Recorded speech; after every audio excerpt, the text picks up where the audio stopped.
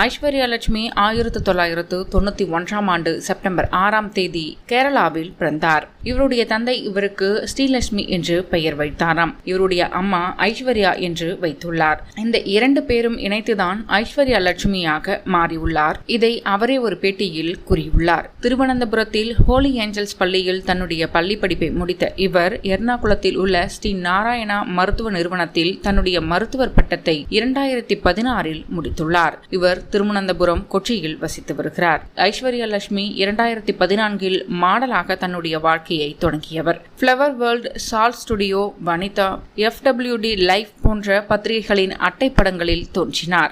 மாடலாக இருந்த ஐஸ்வர்யா லட்சுமி 2017 தனது நடிப்பு வாழ்க்கையை தொடங்கினார். குடும்ப நாடகமான நஞ்சுகளுடைய நாட்டில் ஓரிட வேளாவில் முக்கிய கதாபாத்திரத்தில் நடிக்கும் வாய்ப்பை பெற்றார். பின்னர் ரொமான்டிக் த்ரில்லர் படமான மாயா நதியில்